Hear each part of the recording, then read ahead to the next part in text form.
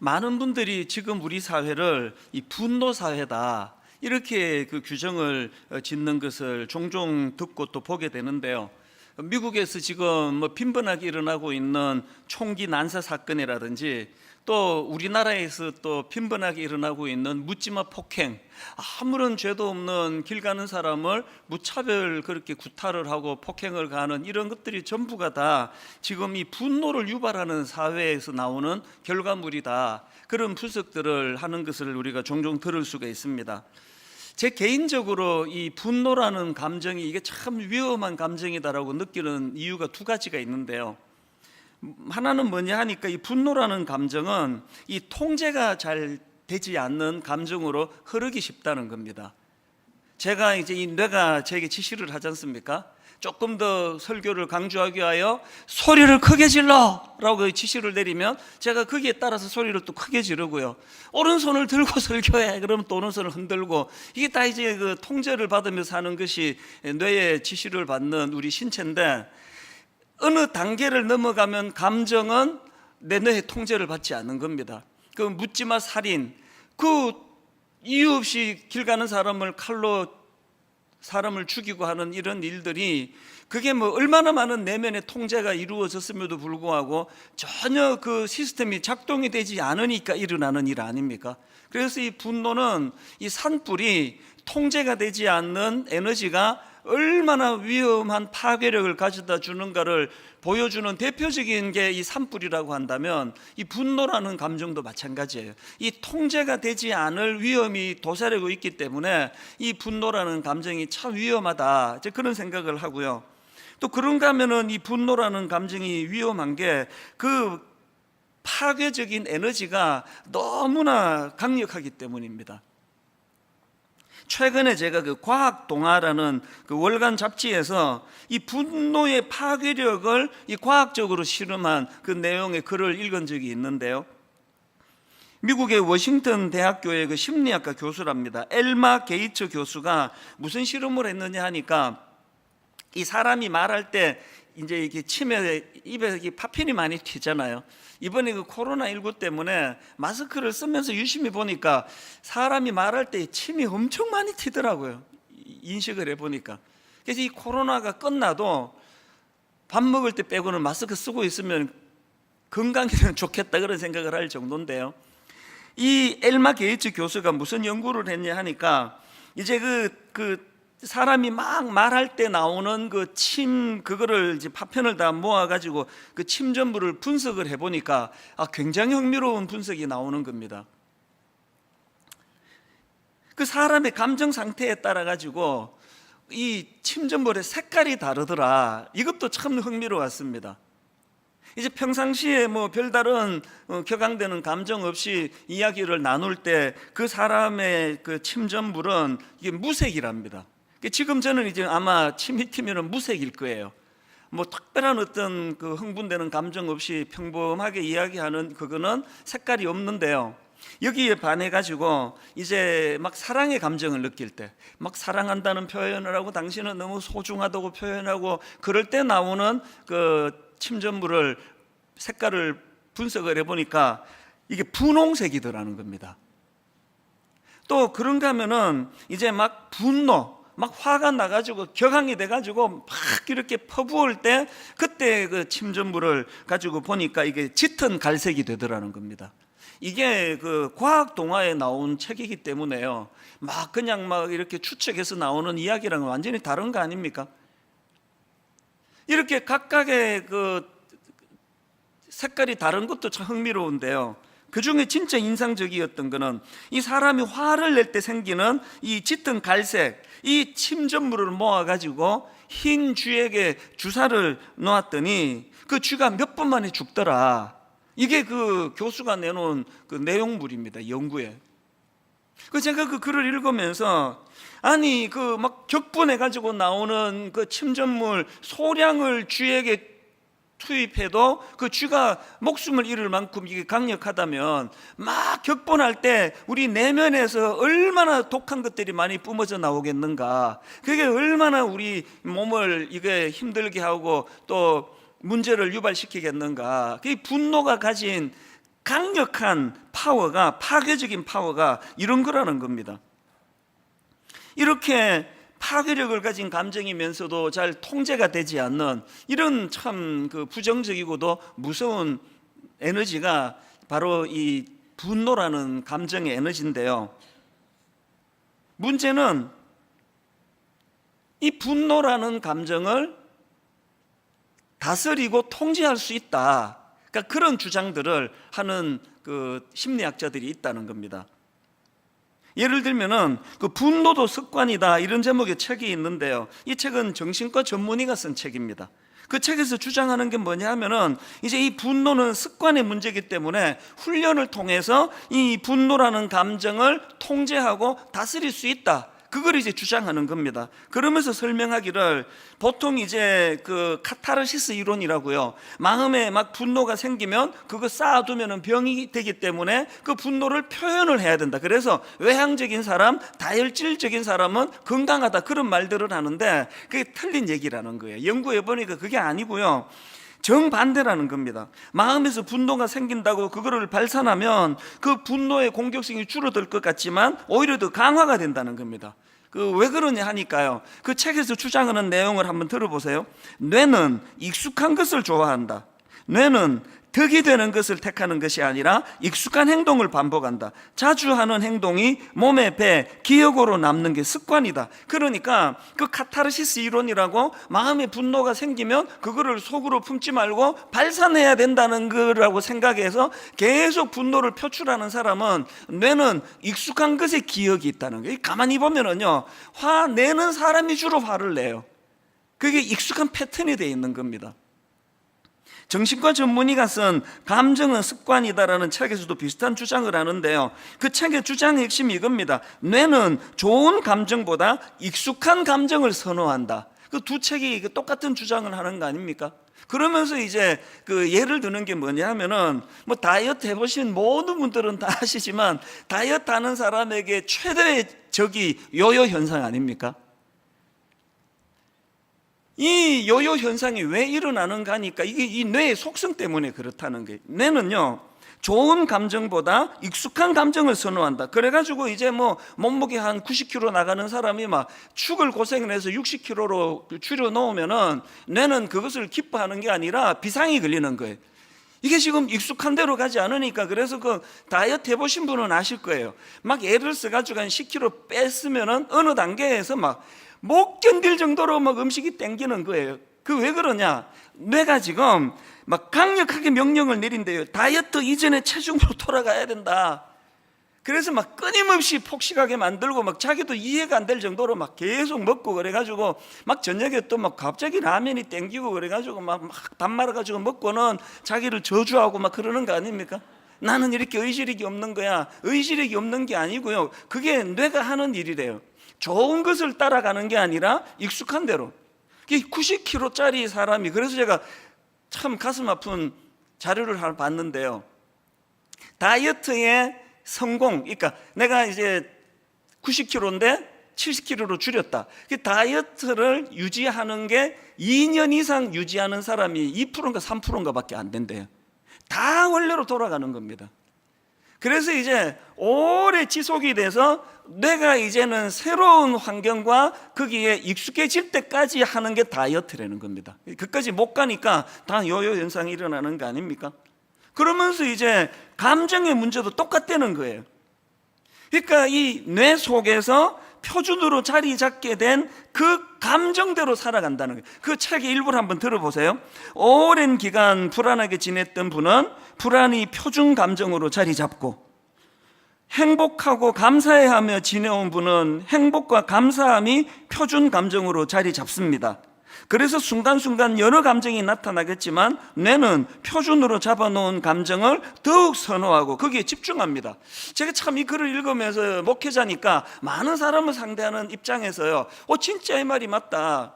저는 이런 분을 몇 분이나 봤습니다. 너무너무 행복한데 불안해 죽겠어요.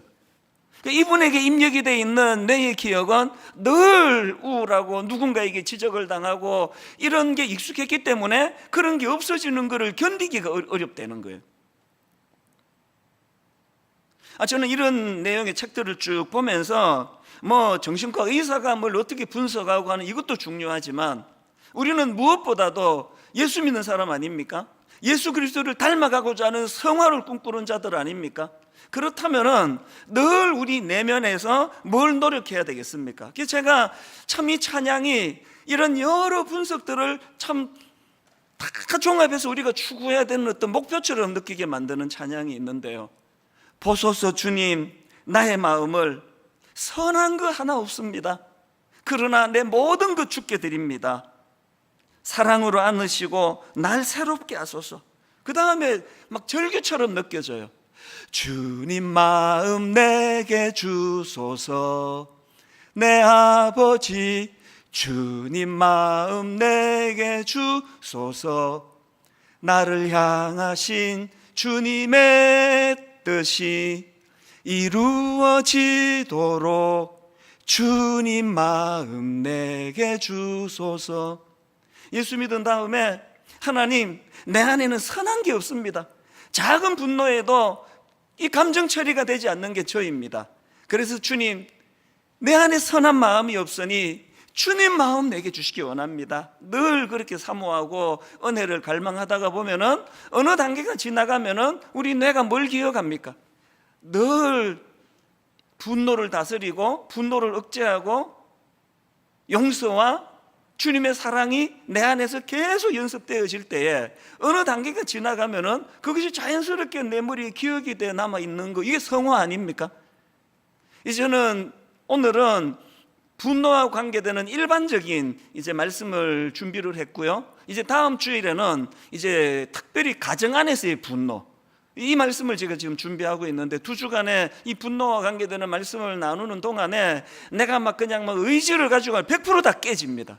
이 뇌는 원래로 돌아가는 속성이 있기 때문에 우리가 하나님을 이런 어떤 감정을 뛰어넘는 성령께서 역사하시는 그 은혜를 우리가 사모하면서 지속적으로 주님을 닮아가는 생활을 꿈꿀 때에 우리 안에 그 참 다스리기 어려운 이 분노라는 감정도 주님 안에서 통제되고 다스려지게 될 줄로 믿습니다.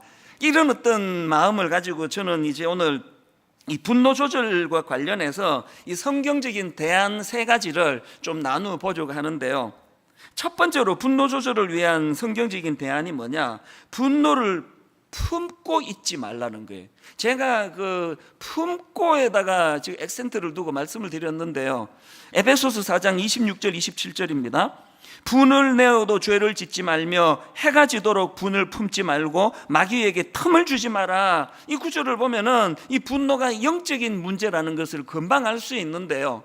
근데 여기서 중요한 게 뭐냐? 우리말에는 분을 내어도 죄를 짓지 말며 해가 지도록, 그 다음에 분을 품지 말고, 이게 그냥 다 같은 분으로 되어 있는데요. 헬라어로는 이 앞에 분을 내어도와 뒤에 분을 품지 말고 할 때 단어가 각각 다른 단어라는 겁니다.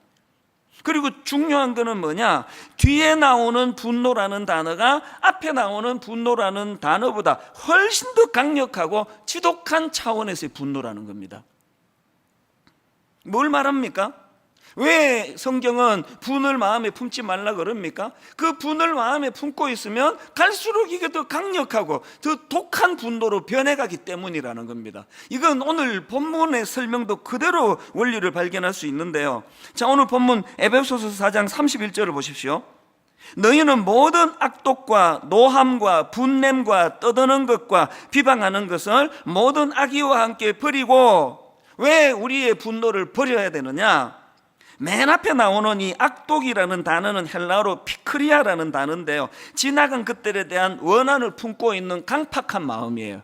그러니까 그 사람 마음에 어떤 일로 그 원한을 품는 그런 악한 감정이 들어왔는데 이게 없어지지 않는 거예요. 이게 방치가 되니까 이것이 어디로 흐르느냐? 노함과 분냄으로 흐르는데요. 여기 그 다음 나오는 노함이라는 단어는 헬라어로 디모스라는 단어인데, 이 단어는 일시적인 분노를 이야기합니다. 이게 앞에 나오는 노함이라면 그 다음 나오는 분냄은요, 오르게라는 단어인데요, 일시적이던 분노가 마음의 자리를 잡아 오랫동안 품고 있는 상태, 이게 분냄이라는 겁니다. 여러분, 왜 우리가 해가 질 때까지, 해가 지기 전에 마음의 분노를 이거를 정리해야 되느냐, 이것을 방치해 놓으면 점점 내 안에서 이게 독하고 강력한 악한 감정으로 흐를 위험이 있다는 것입니다. 그 존 오웬이라는 그 청교도, 우리 모두가 참 존경하는 그런 분 중에 한 분인데요, 이 존 오웬이 쓴 죄와 은혜의 지배라는 책이 있습니다. 이 책에서 이제 존 오웬이 주장하는 게 뭐냐 하면은, 내용을 한번 보세요. 화면으로도 제가 좀 부탁을 드렸는데요, 죄가 어떤 사람의 상상력을 지배해서, 이게 지금 중요한 표현입니다. 죄가 어떤 사람의 상상력을 지배해서 이로 인해 그의 생각하는 기능이 죄의 하수인으로 전락하는 경우가 있습니다. 자, 또 그 다음에 이런 대목도 있습니다. 의도를 품고 마음으로 상상하는 것은, 여기도 지금 상상력이 나오죠. 의도를 품고 마음으로 상상하는 것은 기쁨과 즐거움으로 계속해서 그것을 생각함을 통해 그 죄의 대상들 또는 악한 목적들의 마음을 고정시키는 것입니다. 이게 무슨 의미인가 하면요, 이런 내용을 정리한 그 이정규 목사님이라는 분의 글을 제가 보니까 이걸 참 잘 정리를 했습니다. 죄는 상상을 통해서, 즉 지속적인 묵상을 통해서 성장하고 자라간다. 살인을 하더라도 어느 날 갑자기 사람을 죽이는 것이 아니고 끊임없이 죽이려는 상상을 하다가 죽이는 것이다. 간음도 마찬가지다. 사실 사람들이 상상을 통한 범죄를 택하는 이유는 간단하다. 이게 지금 뭘 의미하는지 아시겠죠? 죄가 우리를 지배하는데 상상력을 통해, 그래서 아무런 감정이 없다가 갑자기 그냥 불쑥 생각이 나서 누구를 죽이는 게 아니고요, 우리가 누구를 죽인다고 한다, 살인한다고 하면 살인하기까지 수없이 많은 상상을 통해서 연습을 한다는 거예요. 이렇게 저렇게 이렇게 노려야 되나, 마음에서 끊임없는 그런 상상력이, 그 살인에 대한 상상력이 작동이 되다가 행동으로 나타나는 게 살인이라는 겁니다. 성적인 죄도 마찬가지라는 거 아닙니까? 아무 생각 없다가 그냥 무슨 막 그냥 동물처럼 짐승처럼 그렇게 하는 게 아니라 수없이 그 이 행동이 나오기 전에 머릿속으로 끊임없는 반복되는 연습이 있다는 거예요. 이렇게 할까? 저렇게 다가갈까? 이거를 노릴까? 그 많은 악한 상상력이 마음속에서 맴돌다가 그것이 때가 참에 표출되는 게 행동으로 나타나는 죄라는 겁니다. 분노도 마찬가지예요. 해가 질 때까지 분노 문제를 해결해야 된다 우리에게 말씀하실 때는, 그걸 품으면 안 되는 이유는 그것이 우리 안에서 계속 사단의 공작에 의해서 이 점점 더 울분과 분노가 강력해져가는, 그런 의미에서는 자꾸 이거를 잘 이렇게 털어내는 성격이 참 좋은 성격이에요. 좀 소심하고 내성적인 분들 중에는 다 그런 건 아니지만 이거를 잘 못 털기 때문에 마음에 오래 괴로워하는 분들이 계시다면요, 그런 어떤 기질과 성격을 뛰어넘어서 우리는 성경이 요구하기 때문에 하나님, 내 어떤 기질이나 어떤 성격을 뛰어넘어서 아버지 오래 어떤 분노가 내 안에 자리 잡지 못하도록 성령님 강권적으로 역사하여 주시옵소서. 우리 모두가 공통적으로 하나님께 드려야 될 기도라고 생각합니다. 왜냐하니까 야고보서 1장 14절입니다. 오직 각 사람이 시험을 받는 것은 자기 욕심에 끌려 미혹됨이니 욕심이 잉태한 즉 죄를 낳고 죄가 장성한 즉 사망을 낳느니라. 이 나쁜 차원에서의 분노라는 감정도 똑같다는 겁니다. 그래서 여러분, 마음의 분노가 찾아올 때, 누군가가 내게 아픔을 주고 상처를 줬을 때 우리는 하나님께 기도해야 돼. 이 분노가 내 마음에 오래 품어지지 않고 이것들이 해소가 될 수 있도록 은혜를 구해야 된다. 이게 첫 번째 대안이고요. 그런가 하면은 두 번째 분노 조절을 위한 성경적인 대안이 하나 더 있는데 뭐냐, 품지 않으려고 애를 써도 안 되는 걸 어떡하냐는, 그게 두 번째 대안이 중요합니다. 내가 죄를 품지 않기 위해서는 두 번째로 하나님의 권위를 바로 세워야 된다. 내 내면에 하나님의 권위가 바로 세워지는 것, 이게 무슨 말씀인가 하면은요, 창세기에 보면은 아담과 하와가 범죄하고 하나님과의 관계가 깨지고 난 다음에 4장으로 넘어가 3장에서 그런 일이 일어나고 4장으로 늘어나 가장 먼저 나오는 악한 죄악의 결과물이, 열매가 살인 아닙니까? 동생 아벨을 죽이는 살인으로 나타나거든요. 가인이 동생 아벨을 죽인 그 사건의 발단이 이렇습니다. 창세기 4장 3절. 세월이 지난 후에 가인은 땅의 소산으로 제물을 삼아 여호와께 드렸고 아벨은 자기도 양의 첫 새끼와 그 기름으로 드렸더니 여호와께서 아벨과 그의 제물을 받으셨으나 가인과 그의 제물은 받지 아니하신지라 가인이 몹시 분하여 안색이 변하니 화가 난 거예요. 왜 내 건 안 받으시느냐고. 아니 왜 동생은 받으면서 왜 나는 안 받느냐고. 그래서 하나님에 대해서 화가 나니까 이 안색이 변하고가 그 화가 난 상태를 표현하는 거 아닙니까? 그랬더니 바로 8절에서 하나님이 이렇게 경고하십니다. 내가 선을 행하면 어찌 낯을 들지 못하겠느냐. 선을 행하지 아니하면 죄가 문에 엎드려 있느니라. 죄가 너를 원하나. 잘 들어보세요. 죄가 너를 원하나 너는 죄를 다스릴지니라. 여러분 살다 보면은 가인처럼 본능에 의해 가지고 안색이 변할 수 있습니다. 화날 수 있습니다. 그런데 여기서 바로 작동이 돼야 되는 건 7절에서의 하나님의 말씀이에요. 죄가 너를 원하나 너는 죄를 다스릴지니라. 해가 질 때까지 이거 품으면 안 된다. 그 같은 맥락 아닙니까? 그랬는데도 불구하고 가인은 그 하나님의 말씀의 권위가 그에게 영향을 못 미칩니다. 이런 하나님의 말씀이 떨어지자마자 바로 8절입니다. 가인이 그의 아우 아벨에게 말하고 그들이 들에 있을 때에 가인이 그의 아우 아벨을 쳐 죽이니라.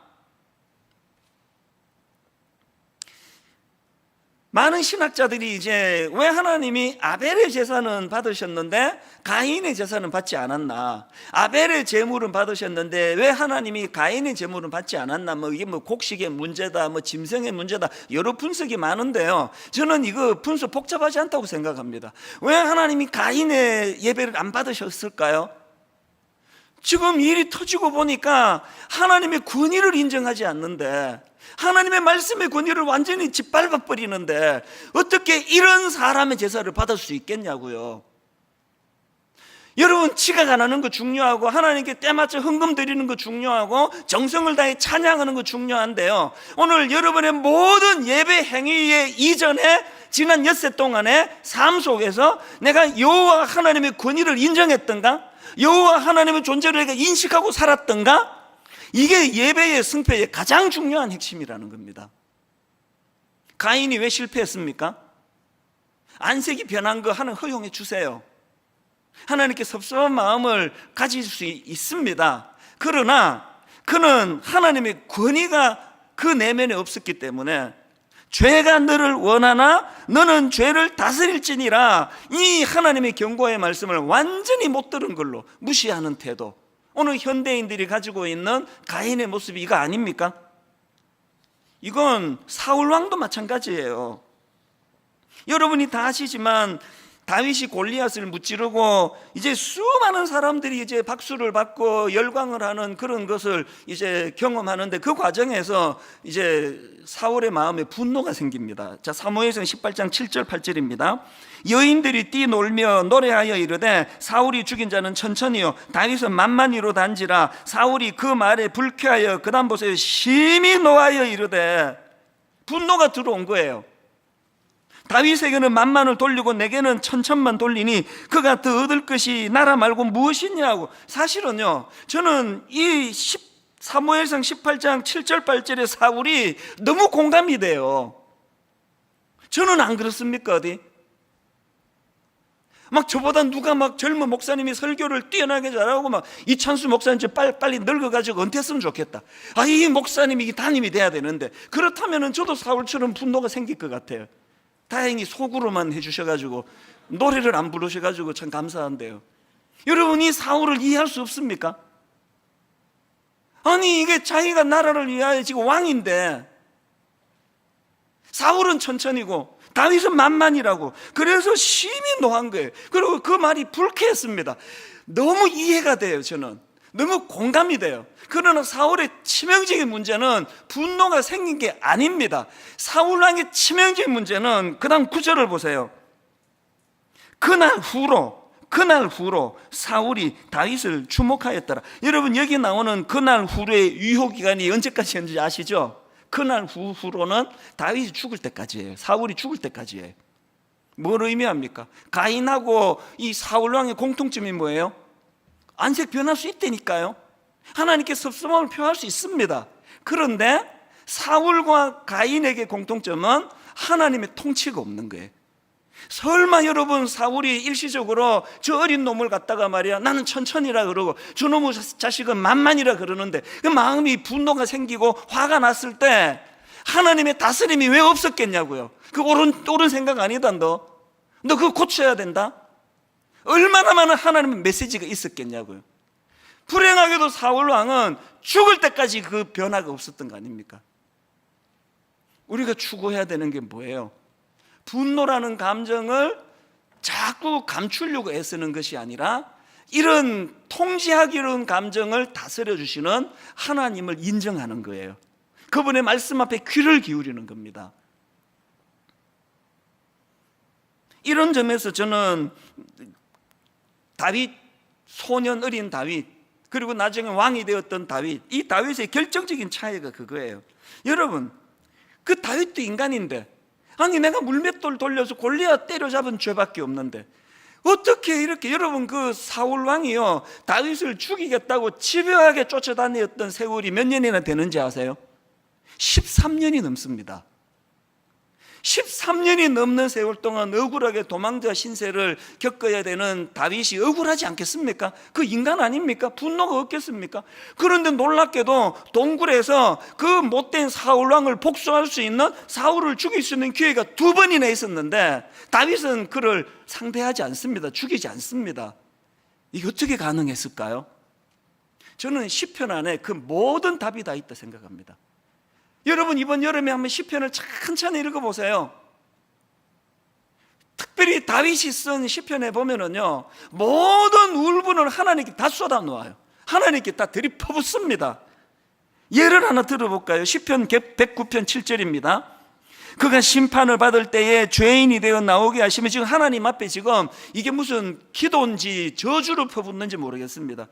원수들에 대하여 그의 기도를 들어보세요. 7절. 그가 심판을 받을 때에 죄인이 되어 나오게 하시며 그의 기도가 죄로 변하게 하시며 그의 연수를 짧게 하시며 그의 직분을 타인이 빼앗아가게 하시고, 그의 연수를 짧게, 빨리 죽여달라는 거 아닙니까? 그래서 그 다음에 이게 기도입니까 저주입니까? 9절. 그의 자녀는 고아가 되고 그의 아내는 과부가 되며 그의 자녀들은 유리하고 구걸하고 그들의 황폐한 집을 떠나 빌어먹게 하소서.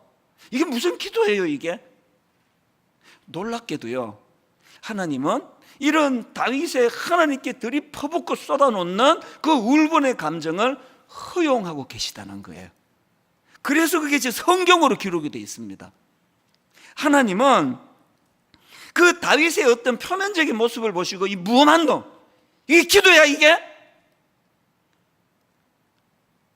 그렇게 하지 않으시는 하나님이세요. 하나님은 다윗을 귀하게 보시는 게 그 모든 희노애락의 감정을 여호와 하나님에게로 가져오는 행위, 그 자체를 귀하게 보시는 거예요. 왜? 하나님의 주권을 인정하고 살아계신 하나님을 삶 속에서 늘 인식하고 있다는 걸 보여주기 때문이거든요. 저는 저와 여러분들이 이 땅을 살아가다가 마음에 분노가 일어나고 마음에 치유되지 않은 상처가 있을 때 지금이야말로 이 분노를 하나님 앞으로 가져가는, 하나님을 만나려고 애쓰는 도구로 이 분노가 쓰여지게 되기를 바랍니다. 기도를 너무 점잖게 하는 거, 그거 글쎄요, 뭐 그런 예의 바른 기도도 하나님이 기뻐하시겠지만 금요기도회 같은 데 오셔가지고 내 모든 감정은 하나님께 다 던져 넣어버리세요. 하나님 내가 죽을 것 같습니다 저 사람 때문에. 아무 죄도 없는 나를 13년이 넘도록 죽이려고 달려드는 저 원수 같은 사울 때문에 내가 못 살겠습니다. 내가 도대체 막 들이퍼부으면 그 시편이요 대부분의 경우 이제 끝은 하나님은 찬양하러 하는 것으로 끝이 나는데요, 어떤 또 시편에 보면은 끝까지 저주로 끝나는 그런 구절도 있습니다. 그런데 하나님이 그것조차도 허용을 하세요. 여러분 우리가 그저 우아하게 예수 믿는 것도 좋지만요, 저와 여러분이 신앙생활 가운데 가인처럼 안색이 변할 수 있고 분노가 나를 엄습할 수 있고 심지어 하나님께 섭섭한 마음이 찾아올 수 있다 할지라도 하나님의 존재를 우리가 인정해 드리면서 그분의 권위 앞에 지금 죄가 너를 원하나 너는 죄를 다스릴지니라. 이 하나님의 말씀의 권위 앞에 승복하고 순종하는, 그래서 울분은 하나님에게로 다 토해놓지만 그것이 악한 행위로 나타나지 않도록 하는 이것이 하나님의 권위를 바로 세워 인정하는 사람들의 특징이라고 믿습니다. 그래서 저는요, 로마서 12장 19절, 내 사랑하는 자들아 너희가 친히 원수를 갚지 말고 하나님의 진노하심에 맡기라. 너희가 친히 원수를 갚지 말고 하나님의 진노하심에 맡기라. 여러분, 하나님의 진노하심에 내 그 울분을 맡겼던 사람은요, 이 말씀이 주는 위로를 다 경험하실 거예요. 이 말씀은, 이건 위로의 말씀이에요. 울분에 차 있는 내 내면을 기어이 하나님의 권위 앞에 내가 그 울분을 꺾고 내려놓았을 때 하나님의 이 위로하심이 얼마나 놀랍다는 거, 이걸 경험하면서 신앙생활을 해야 여러분의 신앙생활이 즐겁지 않겠습니까?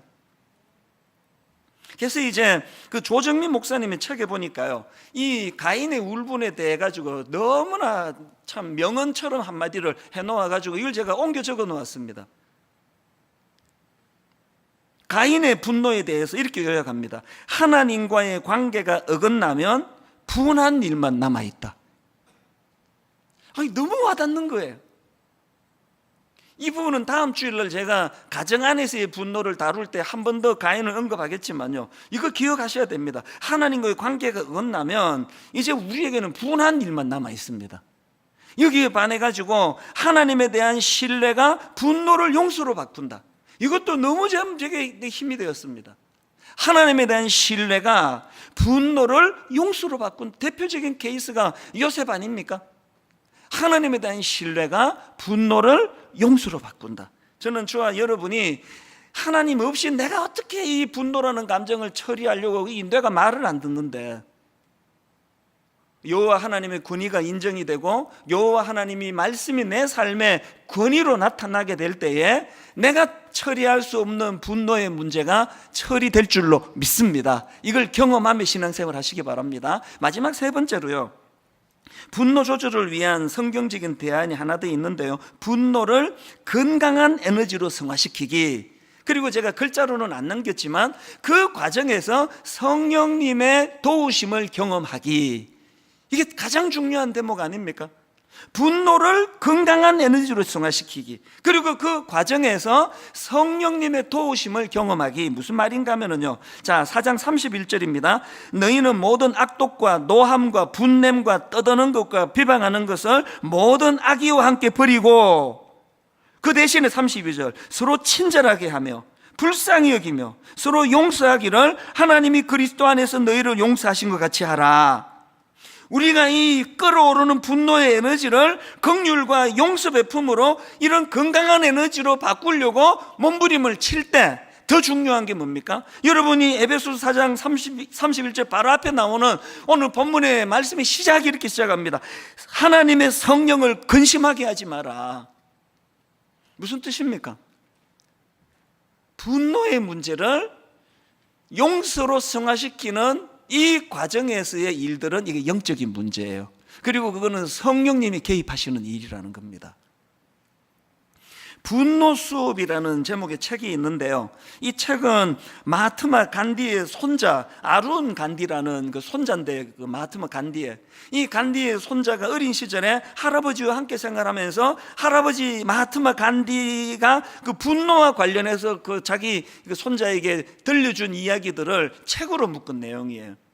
마하트마 간디는 어린 손자에게 분노와 관련해서 11개의 인생의 지혜를 들려주는데, 그 중에 첫 번째 교훈이 분노를 선한 목적에 사용해라. 그러면서 그 책에 이제 사례 하나를 드는데요, 그 어린 손자 아룬 간디가 이제 뭐 학교에서 했는지 동네에서 이제 축구를 합니다.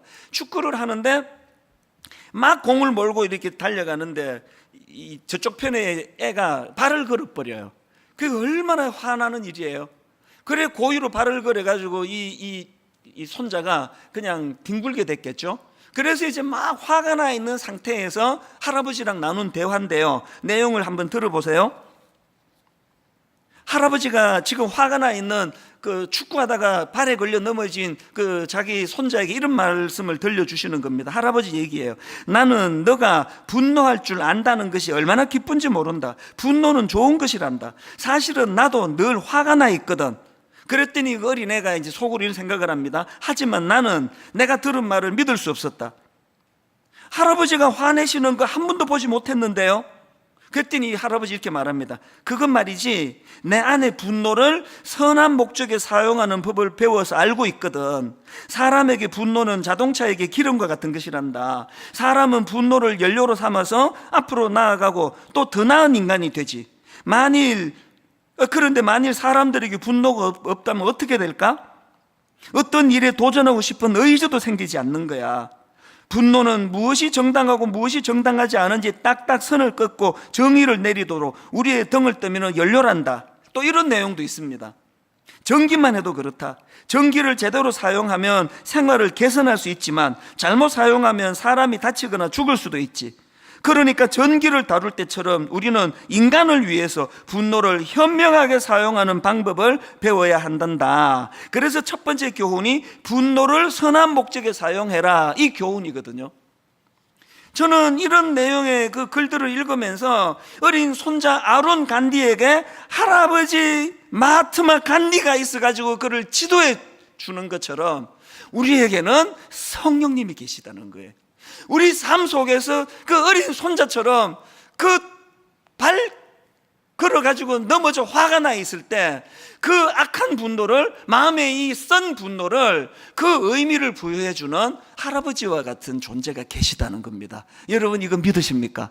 여러분 내면의 분노가 울분으로 복수하고 살인하고 폭행을 저지르는 악한 쪽으로 흐르지 않으시도록 성령님은 우리에게 늘 가르쳐 주세요. 이 분노가 선한 감정으로 흘러갈 수 있도록. 결론을 이렇게 맺기를 원합니다. 제가 최근에 어느 목사님 설교를 듣다가 보니까요, 이중표 목사님 예화를 드는 걸 제가 들었는데요, 그 글로 보았는데요, 이중표 목사님은 그 별세 신학 혹은 별세 신앙으로 참 우리 젊은 목사들이 참 존경하는 그런 어른이세요. 지금은 돌아가셨지만. 그런데 이분 얘기를 들어보니까 젊었을 때 좀 다혈질이셨나 봐요. 이제 이 젊은 시절에 이제 단임 목사로 부임을 하신 것 같은데요, 이제 막 설교를 하는데 저 성가대에서 청년 하나가 막 계속 그 예배를 방해하는 겁니다.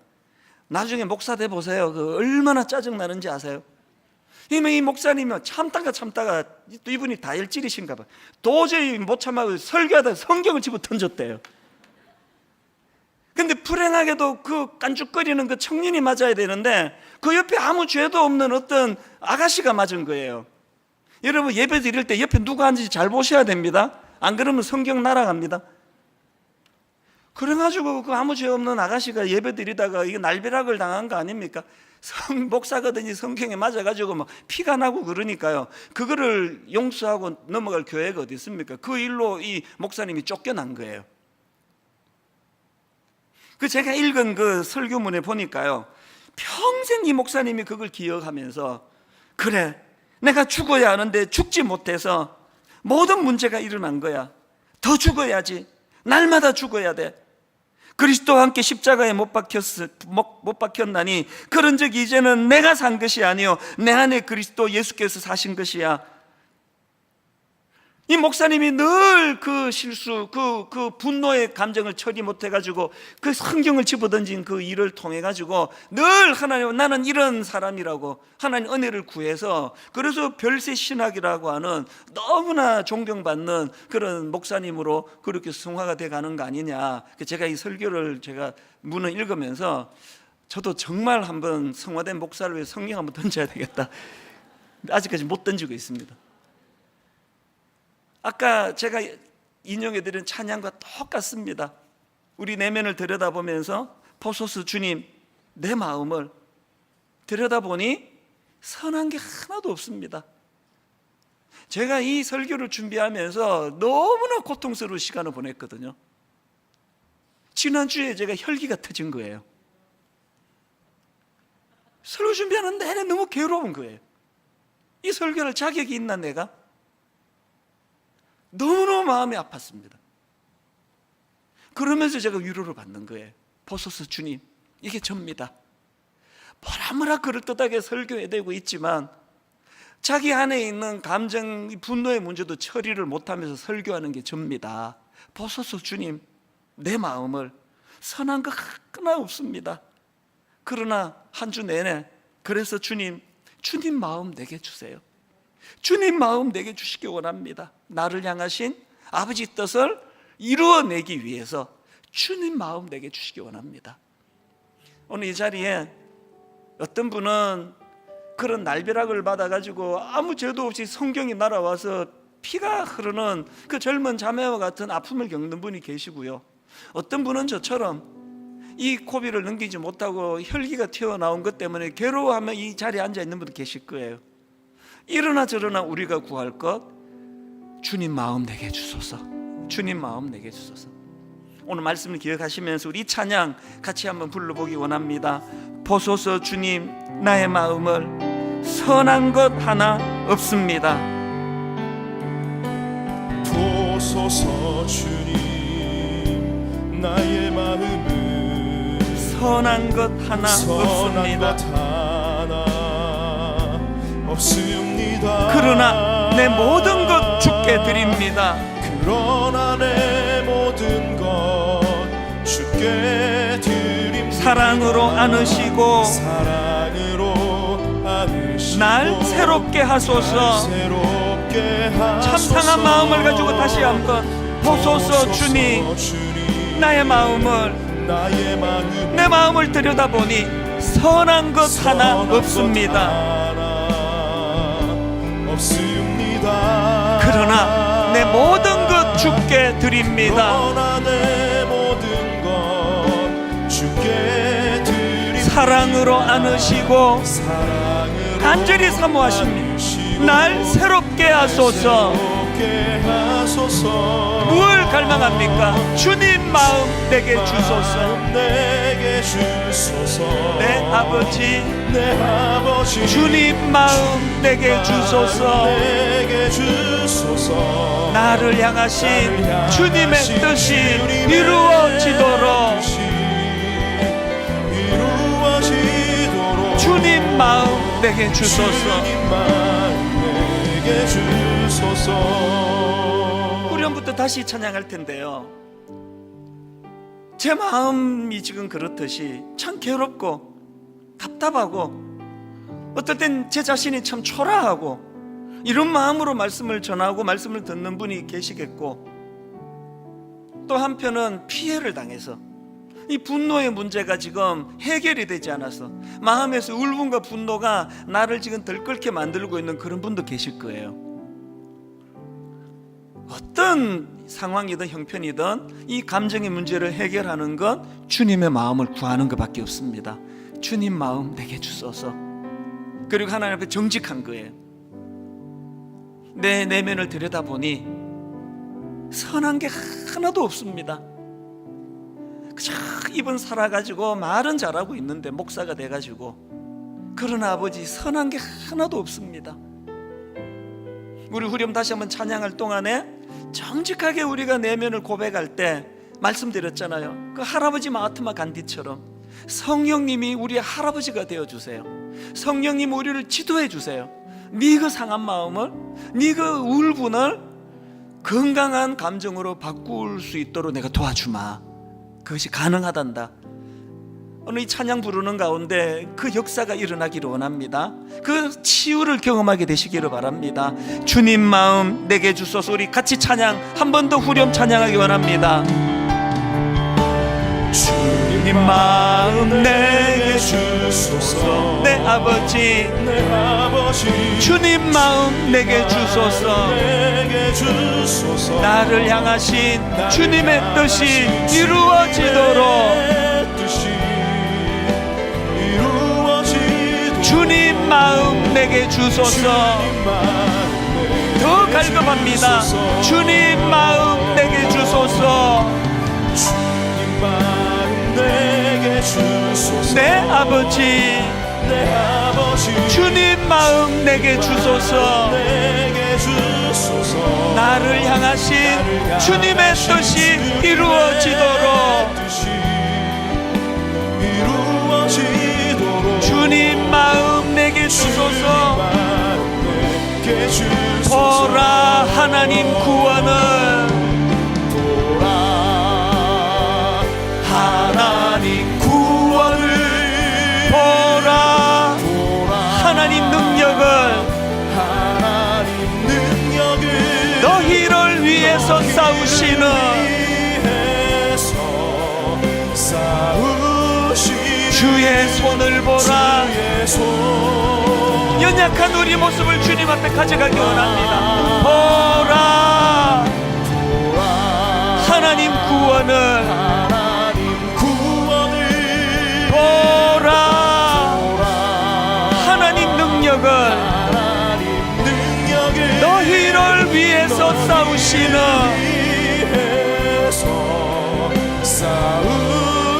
주의 손을 보라. 주님 마음 내게 주소서. 주님 마음 내게 주소서. 내 아버지 주님 마음 내게 주소서. 나를 향하신 주님의 뜻이 이루어지도록 주님 마음 내게 주소서. 우리 다 자리에서 일어나셔서 선포합니다. 주님 마음 내게 주소서. 내 아버지 주님 마음 내게 주소서. 나를 향하신 주님의 뜻이 이루어지도록 주님 마음 내게 주소서. 분노라는 감정과 관련해서 어떤 상황에 놓여 있는지 모르지만 하나님은 다 받으세요. 여러분 다윗처럼 하나님께 그것을 쏟아 부으세요. 하나님, 내가 지금 괴롭습니다. 내가 지금 마음이 아픕니다. 아버지, 내가 마음이 지금 상해 있습니다.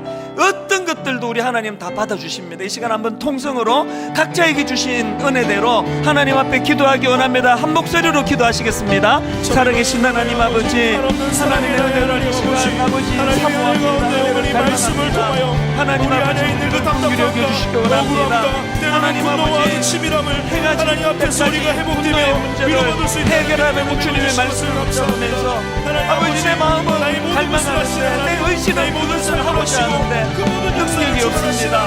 하나님 아버지, 사울처럼 그 마음의 분노가 들어왔을 때 평생 죽을 때까지 우리 마음을 새롭게 이런 끔찍한 자리에 빠지지 않기를 원합니다. 하나님 아버지, 가인처럼 그 마음의 안색이 변하고 하나님을 향한 화가 분노가 치밀었을 때 아버지, 바로 이어 말씀하신 하나님의 말씀이 아무런 능력이 없고 영향력이 아버지 생기지 않는 그런 인생이 되지 않기를 원합니다.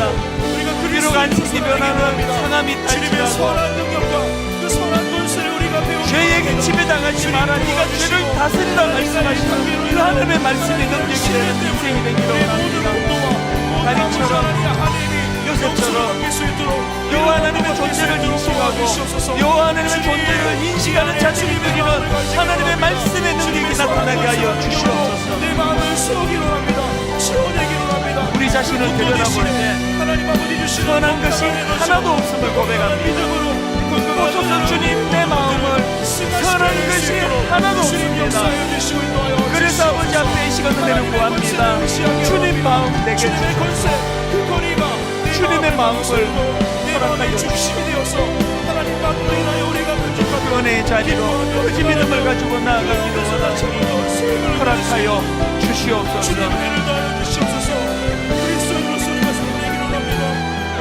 위로하시고 채워주시는 그 주님의 사랑을 의식하며 하나님만 소리가 의식하기로 원하오니 주님 붙잡아 주시옵소서. 단에 서서 말씀을 전하는 종이나 앉아 말씀을 듣는 성도님들이나 내면을 들여다볼 때 선한 것이 하나도 없음을 고백할 수밖에 없습니다. 하나님, 해가 지기 전에 그 분노의 감정을 풀으라 명하시고 그 말씀이 타당하기에 그렇게 하려고 애를 쓰고 몸부림을 치지만 그것을 행할 능력이 없는 자임을 고백합니다. 그래서 아버지 은혜를 구합니다. 성령님 불쌍히 여겨 주시기를 원합니다. 우리에게 참 그 손자 간디가 어린 시절에 할아버지 간디에게 지도를 받고 교육을 받으며 그가 인격자로 자라가는 것처럼 우리 안에 계시는 성령님이 우리의 할아버지가 되어 주시는 줄 믿습니다.